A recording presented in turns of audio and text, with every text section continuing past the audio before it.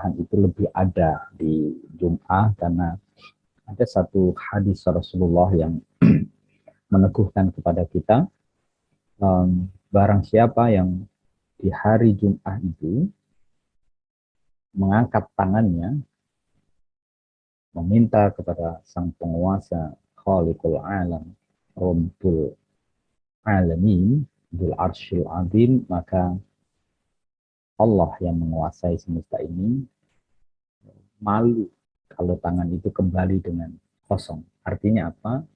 Tidak mungkin bahwa Allah tak mengabulkan permintaan, diantaranya di saat-saat yang mustajabah. Min ba'di mawaqitil mustajabah, yakni yaumil Jum'ah. Seperti sekarang ini ya. Maka kita bermohon, berharap selalu, karena itu bagian dari doa. Yakin kita Allah menjaga harapan-harapan baik kita, bahwa setiap laku dan harapan itu tetap sesungguhnya berproses yang akan diijabah oleh Allah Subhanahu wa taala. Dan turut kita doakan para guru-guru kita ya, orang tua kita di dalam rangka kita melanjutkan perjuangan membangun peradaban ke depan, melanjutkan apa yang sudah diperjuangkan oleh nenek moyang kita ya. Alhamdulillah sholih Fatihah. Alhamdulillahi rabbil alamin arrahmanir rahim maliki yaumiddin iyyaka na'budu wa iyyaka nasta'in ihdinas siratal mustaqim siratal ladzina an'amta 'alaihim ghairil maghdubi 'alaihim waladdallin. Baik, saya cek ya di WhatsApp.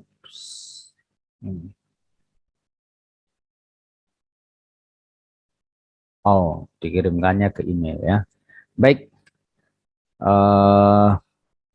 silahkan kelompok 3 ya. Ini siapa yang akan saya jadikan co-hostnya? Mohon maaf Pak, tadi kelompok 3 laptopnya ada yang bermasalah, jadi mereka ini minta tolong sama saya untuk share screen Pak.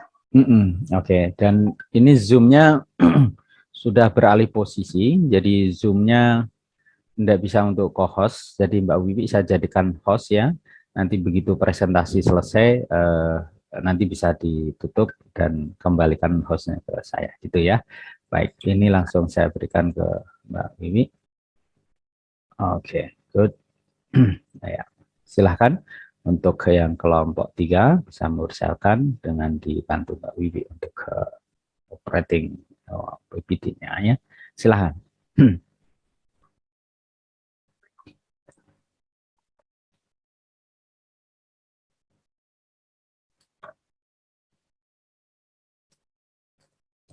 Share screen-nya sudah muncul? Iya, sudah. Baik, Pak.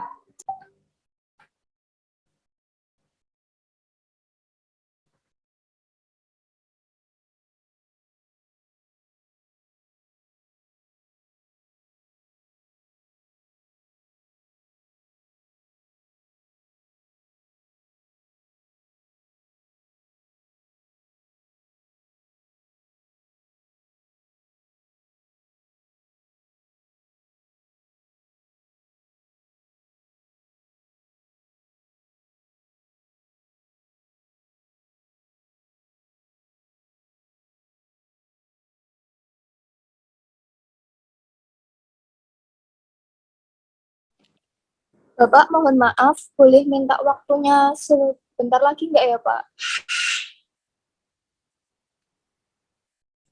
Oke. Ya, baik.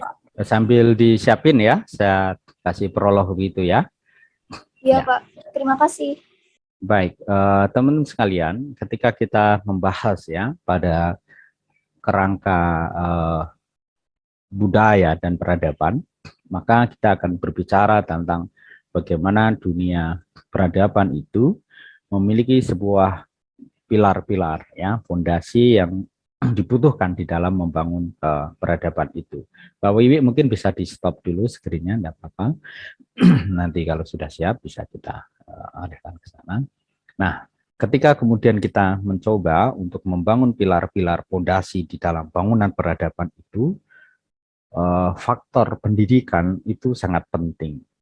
Dan pendidikan tertinggi di dalam peradaban dunia itu dibangun dari kampus-kampus dunia. Kita mengenal juga sampai sekarang ya sebagai kelas university ya di dunia perkampusan dunia itu, misalnya ada Harvard University ya, atau kemudian kalau kita kembalikan ke peradaban Islam, maka kita bisa mengenal kampus-kampus dunia, termasuk di awal-awal itu kita mengenal adanya di Kairo ya, ada di Al-Azhar, ada juga dulu kita mengenal adanya Cordova, peradaban-peradaban Islam yang dimulai dari kekhalifahan Harun al-Rasyid. Nanti di peradaban di situ nanti kita akan melihat lebih jauh.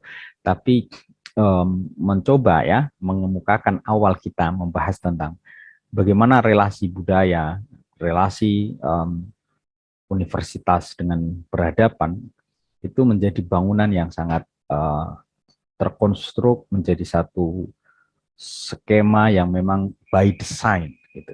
Tidak mungkin kita ingin membangun satu kemegahan peradaban ya, atau civilization, high technology dan lain sebagainya ketika tidak di support oleh satu bangunan konstruksi pilar-pilar yang sangat kuat dari pondasinya. Nah, bagaimana mengisi ruang-ruang ini, mengisi bagian-bagian dari mulai tiang sampai atapnya menjadi satu bentuk bangunan peradaban yang luar biasa. Universitas itu memiliki kontribusi yang besar. Ya, termasuk lalu ketika kita tarik lagi bagaimana peran the function of university, kalau kemudian kita tarik menjadi Islamic University sebagai sebuah Islamic civilization, peradaban Islam, maka akan sangat dipengaruhi oleh satu konstruksi, satu bangunan kekuatan dari Universitas Islam. Karena tidak mungkin ketika syariah, ketika ajaran mulia, ketika visi atau Islam as rahmatan lil alamin, ya, without supporting a system atau without a knowledge yang dibangun dari piranti-piranti kampus, karena kampus merupakan semacam pabrik ya, memproduksi berbagai konsep di dalam proses membangun peradaban tadi. Ya, negara juga demikian. Tidak mungkin Indonesia sebagai satu kedikjayaan negara yang berdaulat tanpa disupport ya oleh SDM, oleh konsep, oleh tatanan regulasi ya, dan juga support ya dari natural resources yang kuat. Maka kita sampai saat ini kalau bisa melihat misalnya bagaimana clash civilization, apa yang disebut dengan oleh Samuel Huntington sebagai benturan peradaban, itu karena di situ ada perebutan kekuasaan, political enemy, ada juga support ekonomi, ada education supporting, dan juga termasuk di dalamnya adalah persoalan society, masyarakat yang memiliki satu taraf kebudayaan. Di Jepang misalnya ya, mereka terdidik. Kita bisa melihat, teman-teman bisa men-search ya, karena belum misalnya live in tinggal di Jepang sendiri, kita bisa melihat bagaimana didikan anak-anak itu menjadi satu apa ya, ketakjuban bagi kalangan-kalangan terdidik lain. Dari mulai anak-anak itu sudah disiplin sekali. SD ya, mereka itu sudah berjalan rapi, disiplin sesuai dengan kelompok, sesuai dengan addressnya masing-masing, tasnya kemudian sudah didesain sedemikian rupa, kedisiplinan waktu ya, bukan hanya time is money, bukan lalu al-waqt kas-saif, waktu adalah ini, tetapi waktu bagi mereka adalah sebuah pertarungan budaya, satu pertarungan masa depan. Begitu waktu itu oleh generasi-generasi itu terabaikan, tersia-siakan, maka peradaban itu di kemudian hari juga menjadi peradaban yang agak terkalahkan pada sisi tertentu gitu ya. Maka teman-teman sekalian, kalau kemudian kita ingin ke depan membangun satu peradaban Islam, lihat dulu masa depan itu dari bagaimana semangat spirit yang dibangun oleh anak-anak generasi kekinian. Kalau generasinya maaf ya, pada sisi tertentu ya, lebih banyak di tiga dunia itu, F ya. Satu, habis waktu mereka untuk yang fun, yang senang-senang ya, happy-happy, yang tak terkontrol oleh waktu ya. Bad time management, sangat buruk sekali di dalam menata waktu. Lebih ada kentalnya laziness situations atau mentalitinya itu juga pemalas, sedikit-sedikit menjadi instantly generations ya, itu generasi yang instan, tidak mau ribet, tidak mau susah gitu. Apakah ada indikasi-indikasi itu? Ada gitu. Ya, apakah di millennial generation itu juga muncul? Bisa juga ya Mbak Wiwi, Mbak Wanda ya. Contoh misalnya, tanpa bermaksud seperti komparatif, tapi kita we learn from the experience and history. Kembali pada diri sendiri, masihkah kemudian kita bentar ya, terasa ya saya. Ya. Jadi bagaimana kemudian gaya membaca, ya, gaya membaca. Apakah kemudian membaca yang buku-buku yang tebel-tebel itu kita memiliki satu kekuatan, ya, on standing or sitting on the chair, itu we learn and read the books gitu dari pagi sampai siang itu. Kayaknya enggak juga gitu. Ya.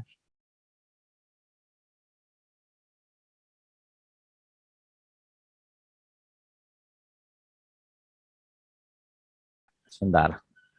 Ada voice di belakang saya yang agak noise ya.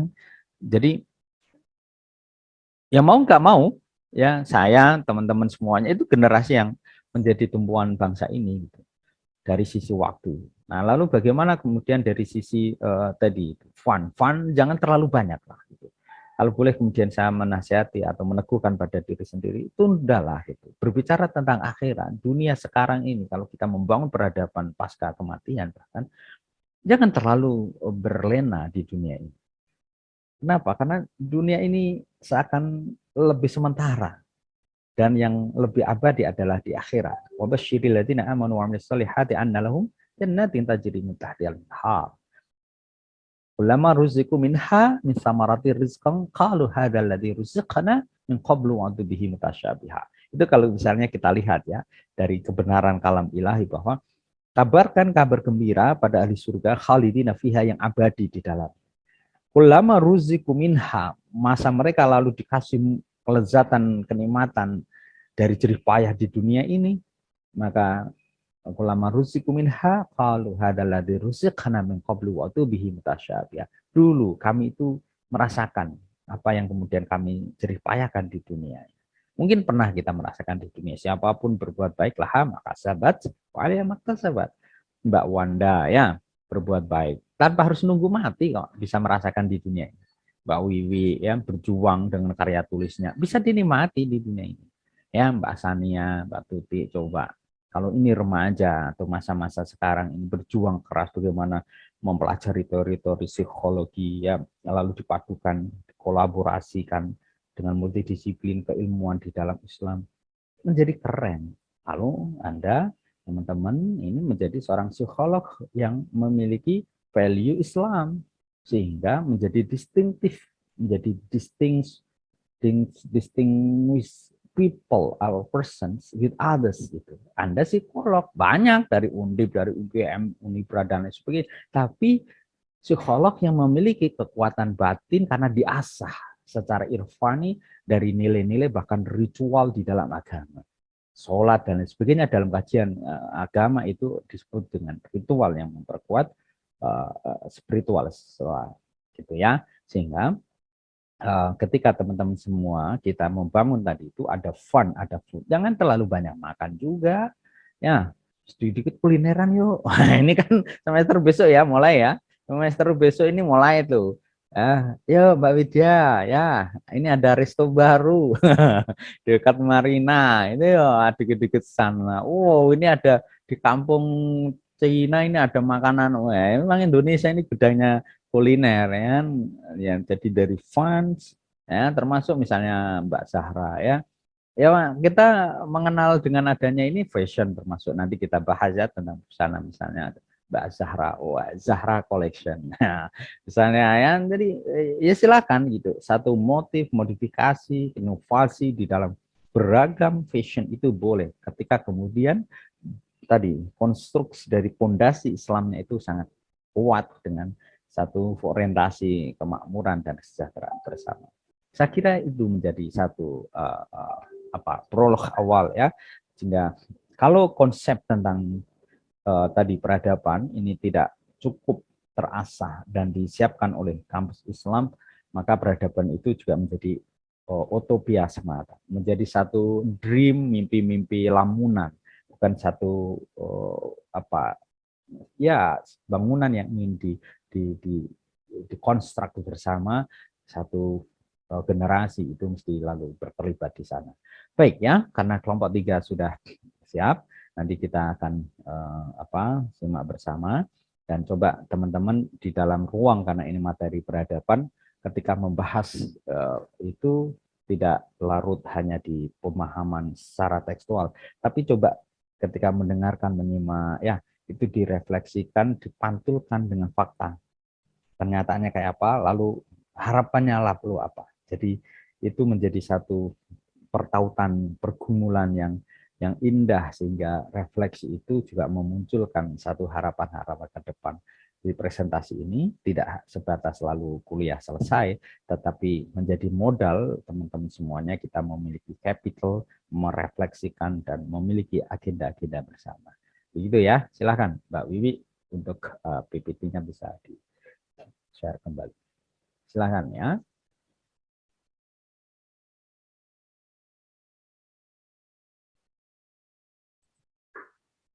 Izin memulai presentasinya ya Bapak. Ya, mangga Mbak Sania. Assalamualaikum warahmatullahi wabarakatuh. Waalaikumsalam warahmatullahi wabarakatuh. Yang saya hormati kepada Bapak Zainur Rosid dan teman-teman yang saya banggakan, kelompok kami akan mempresentasikan tema lanjutan gerakan pembudayaan.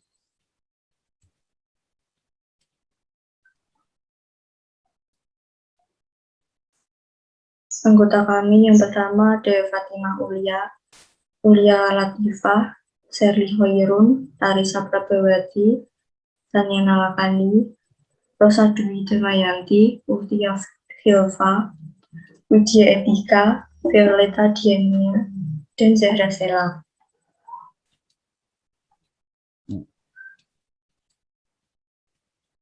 Materi yang pertama mengenai pengertian taharah akan disampaikan oleh Rosa.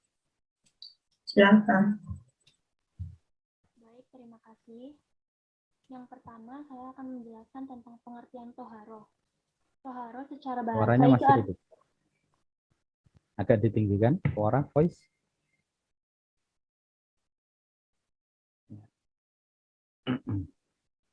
Toharoh secara bahasa artinya bersih dan membersihkan diri dari kotoran yang bersifat hissi atau indrawi. Contohnya seperti najis.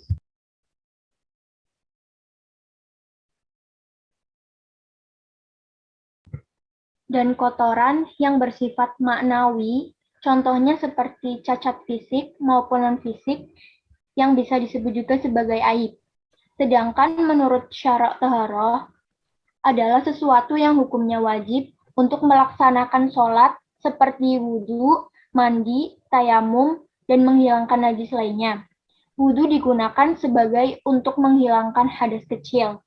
Mandi digunakan untuk menghilangkan hadas besar. Dan tayamum digunakan sebagai pengganti wudhu dalam keadaan tertentu. Misalnya ketika sulit menemukan air bersih untuk berwudhu, maka boleh dilakukan tayamum. Baik, terima kasih. Selanjutnya saya kembalikan kepada moderator.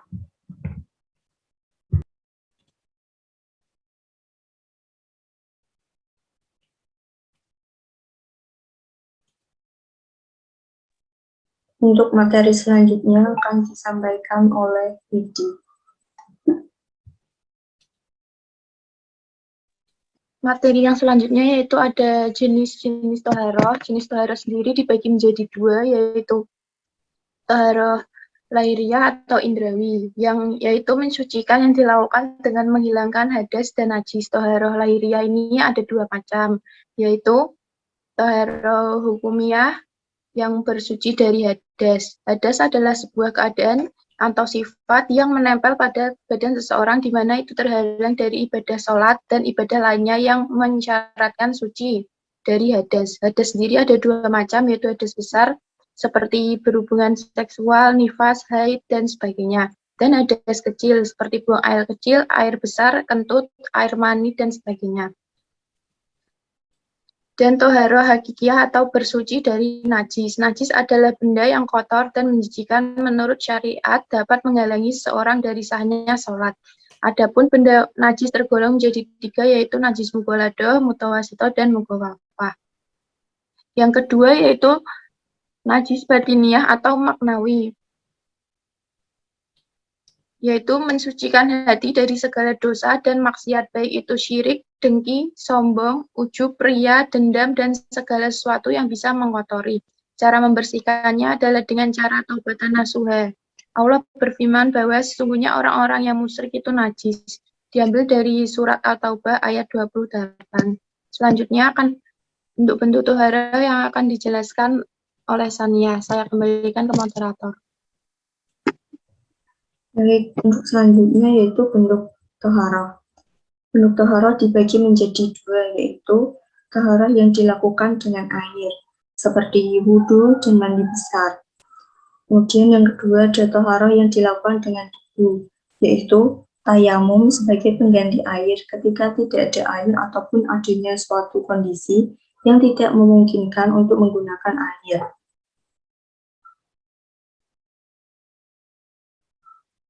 Untuk materi selanjutnya akan disampaikan oleh Zahra.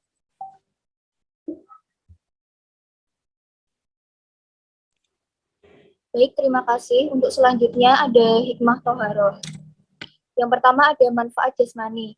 Membasuh seluruh tubuh dan seluruh ruas yang ada dapat menambah kesegaran dan semangat, menghilangkan keletihan dan kelesuan sehingga ia dapat mengerjakan sholat secara sempurna, khusyuk dan merasa diawasi oleh Allah. Kemudian ada bersuci, merupakan rukun sehat jasmani karena kotoran biasanya membawa banyak penyakit dan wabah. Kaum muslimin sangat layak untuk menjadi orang yang paling sehat fisiknya, jauh dari penyakit karena agama Islam telah mengajarkan mereka untuk menjaga kebersihan tubuh, pakaian, dan tempat tinggal. Selanjutnya ada bersuci berarti memuliakan diri seorang muslim, keluarga, dan masyarakatnya. Yang kedua ada manfaat ukhrawi taharuh fisik. Yang pertama ada semua orang yang memiliki ziroh agama sepakat dapat melakukan tugas ini, tidak memandang kaya atau miskin, orang desa ataupun kota. Kemudian dapat mengingatkan mereka akan nikmat Allah yang telah menghilangkan kotoran dari diri mereka. Selanjutnya ada dengan melihat seseorang mukmin melaksanakan perintah Allah, beramal soleh, mencari keridhaan, mengerjakan perintah secara sempurna sesuai dengan syariat yang ada akan memupuk keimanan, melahirkan rasa diawasi Allah sehingga setiap kali ia melakukan toharoh dengan niat mencari keridhaan Allah. Baik, selanjutnya saya kembalikan kepada moderator. Untuk materi selanjutnya akan disampaikan oleh Vela. Silakan.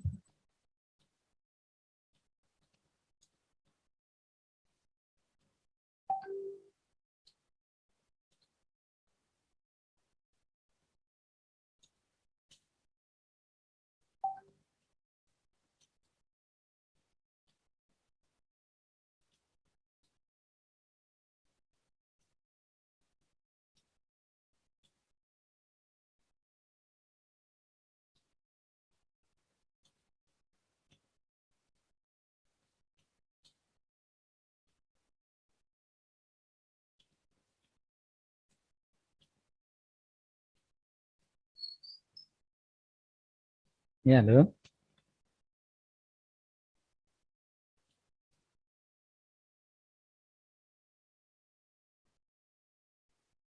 Ya, Ya, materi yang selanjutnya itu esensi toharoh bagi tubuh. Yang pertama yaitu menghilangkan semua bau busuk yang menjadikan tidak nyaman, selain tidak disenangi malaikat dan orang sholat.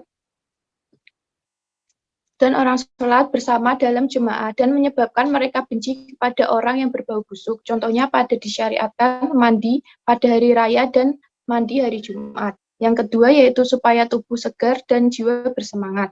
Tidak dapat diragukan lagi bahwa hubungan antara kebersihan tubuh dan ketentraman jiwa sangat erat.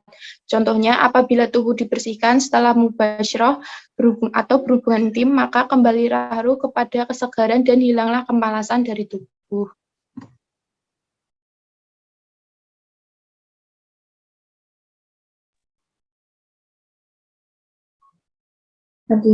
Materi selanjutnya mengenai pengertian teladan akan disampaikan oleh Vela. Apakah suara saya terdengar jelas? Ya, dengar. Oke, selanjutnya pengertian keteladanan.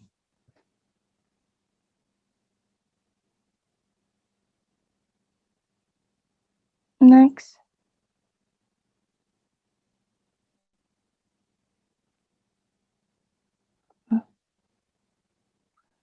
Keteladanan berasal dari kata al-uswah yang artinya seseorang yang mengikuti orang lain.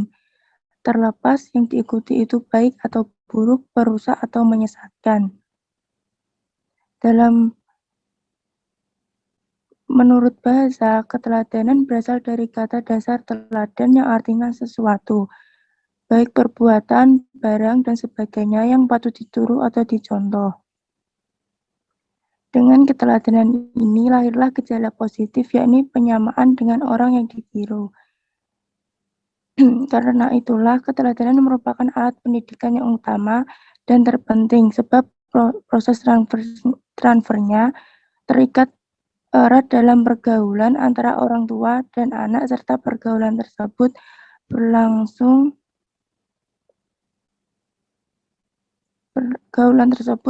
secara wajar dan akrab. Selanjutnya saya serahkan kepada moderator.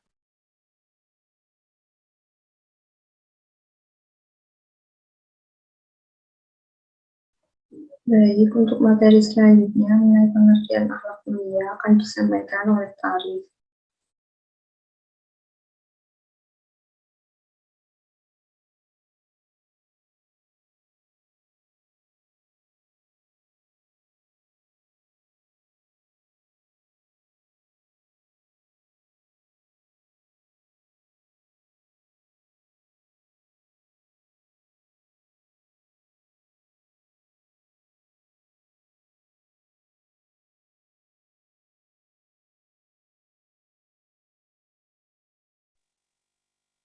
Terima kasih.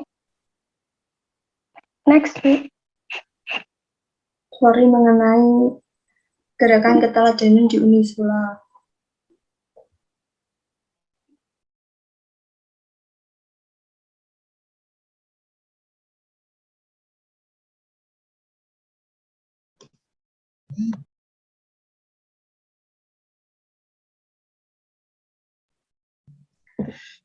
Ruhiyah yang di dalamnya terdapat gerakan keteladanan yang telah memberikan sumbangsi bagi warga kampung Unisula untuk menjadi warga yang lebih baik, yaitu warga yang hidup dengan nilai-nilai keislamian.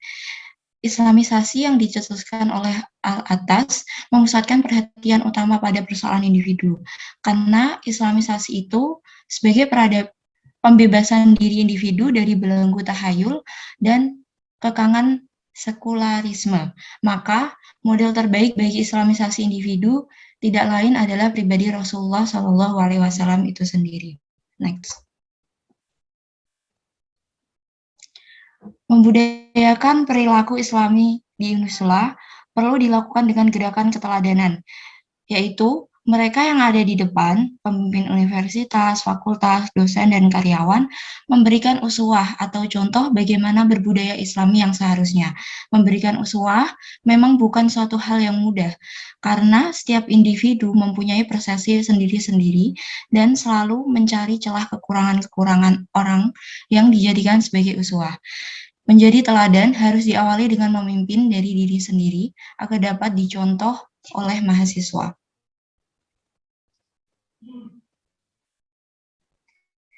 Gerakan keteladanan di Unisula didukung oleh adanya peraturan budaya Islami yang tidak mendukung terlaksananya peraturan yang tidak Islami.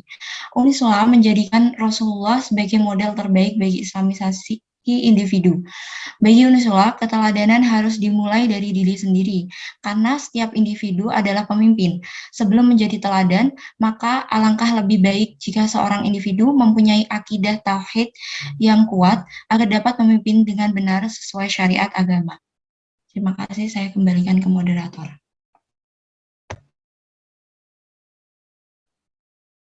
Untuk materi selanjutnya akan disampaikan oleh Marisa. Baik, terima kasih. Selanjutnya ada pengertian akhlak mulia. Next. Secara bahasa, kata akhlak berasal dari bahasa Arab yang diserap ke bahasa Indonesia.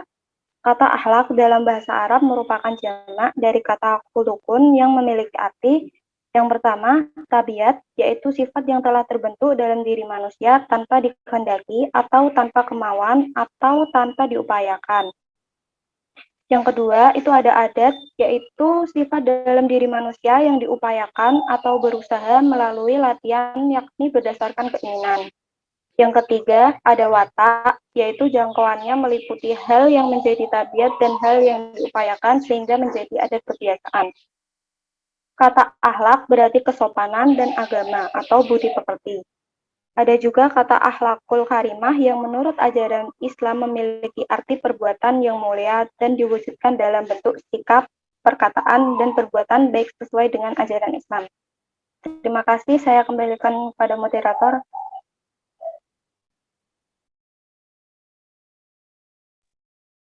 Untuk materi selanjutnya akan disampaikan oleh Violeta.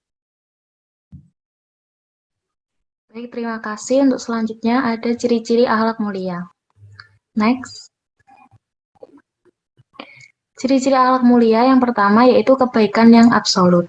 Kebaikan dalam akhlak Islam bersifat absolut karena didasarkan pada Al-Quran dan Sunnah.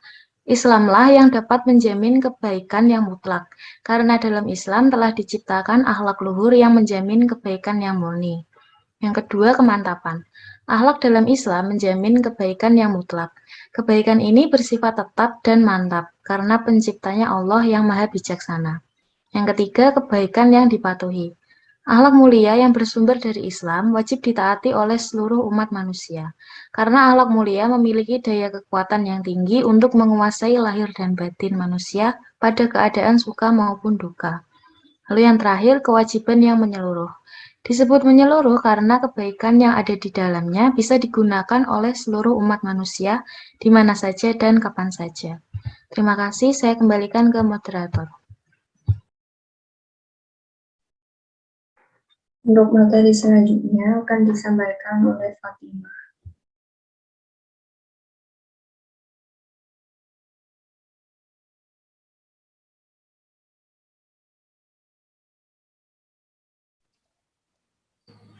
Selanjutnya ada penerapan pengembangan akhlak mulia di Unisula. Next. Untuk merealisasikan pengembangan akhlak mulia, Universitas Islam Sultan Agung membuat strategi melalui pendidikan yang diimplementasikan melalui budaya akademik Islami atau budai. Strategi yang berbudai pada intinya berisi penguatan ruhiyah dan penguatan iptek. Penguatan ruhiyah yang dimaksud adalah penguatan akidah, ibadah, dan akhlak yang dikemas dalam gerakan pembudayaan yang meliputi gerakan sholat berjamaah, gerakan berbusana Islami, gerakan toharoh, gerakan keteladanan, gerakan keramahan Islami, dan gerakan peningkatan kualitas hidup. Adapun penguatan iptek terdiri atas semangat Iqra untuk mengembangkan budaya literasi, mengembangkan iptek atas dasar nilai-nilai Islam, Islamic Learning Society, dan apresiasi iptek. Selanjutnya saya kembalikan kepada moderator. Baik, untuk materi selanjutnya akan disampaikan oleh Sherly.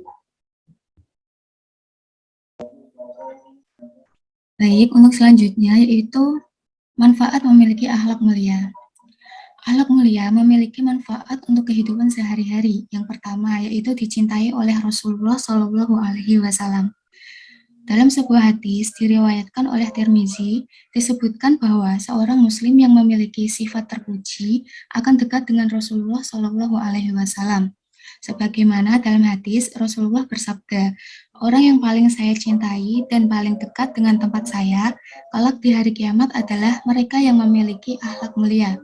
Sementara orang yang paling saya benci dan tempatnya paling jauh dari saya kelak di hari kiamat adalah mereka yang keras dan rakus, suka menghina dan sombong. Hadis riwayat Tirmizi. Yang kedua yaitu berat timbangan di akhirat. Keutamaan memiliki sifat terpuji atau akhlak mahmudah yang kedua yaitu berat timbangan di hari kiamat. Seorang muslim yang memiliki sifat terpuji atau akhlak mahmudah akan diselamatkan oleh Allah Subhanahu wa taala di hari akhirat. Tidak hanya itu, seorang muslim yang memiliki akhlak terpuji juga dapat menggapai derajat seperti orang yang berpuasa atau sholat. Sebagaimana dalam hadis Rasulullah Shallallahu alaihi wasallam bersabda, tidak ada sesuatu amalan yang jika diletakkan dalam timbangan lebih berat dari akhlak yang mulia. Sesungguhnya orang yang berakhlak mulia bisa mencapai derajat orang yang rajin puasa dan rajin sholat. Hadis riwayat Tirmizi. Nah, berikut adalah beberapa contoh akhlak mulia dalam kehidupan sehari-hari. Di antaranya yaitu selalu rendah hati dan tidak sombong, menjaga aib orang lain, dan berbicara sopan kepada orang yang lebih tua. Terima kasih, saya kembalikan ke moderator.